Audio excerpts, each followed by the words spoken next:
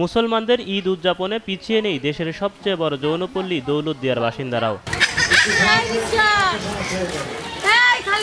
সারা বছর যেমন তেমন কাটলেও ঈদের দিনে উৎসবের আমেজ বিরাজ করে পদ্মাপাড়ের এই যৌনপল্লীতে। ঘরে ঘরে রান্না হয় পোলাও, মাংস, চলে ঈদ সালামি বিনিময়ও। সারা বছর যেমন ভালোই চলে, মোটামুটি আল্লাহর রহমতে ভালোই চলে, কিন্তু ঈদের দিন অনেক ভালো চলে, ঈদের দিন বেশি ভালো চলে।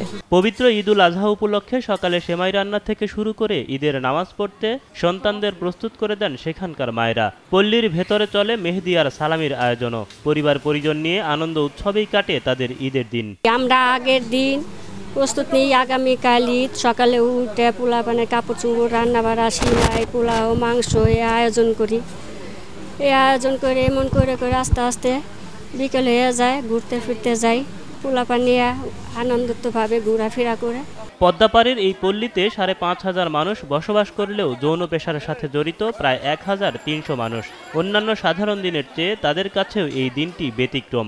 এরাও ঘুরতে যায়, এরাও হাতে মেহেন্দি লাগায়, এরাও ঈদের ভিতরে সিমাই রান্ধে, বাচ্চাদের খাওয়াই দাওয়া করায়, সব ধরনেরই সুযোগ সুবিধা হয়। এদিকে পল্লীর বাসিন্দাদের জন্য কোরবানির মাংস বিতরণ করে একটি বেসরকারি সংগঠন। পাশাপাশি তাদের জন্য কোরবানির মাংসের ব্যবস্থা করেছেন ঢাকা মেট্রোপলিটন পুলিশের কমিশনার হাবিবুর রহমানও।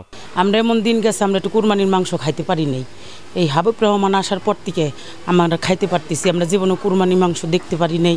আজকে হাবিব স্যার রহমান আসার পর থেকে আমরা কোরবানির মাংস দেখতে পারতেছি। আমরা সকালবেলা পোলাপান থুইয়া, বাল বাচ্চা থুইয়া আমরা এই মেয়েদের পিছে দৌড় পারতেছি।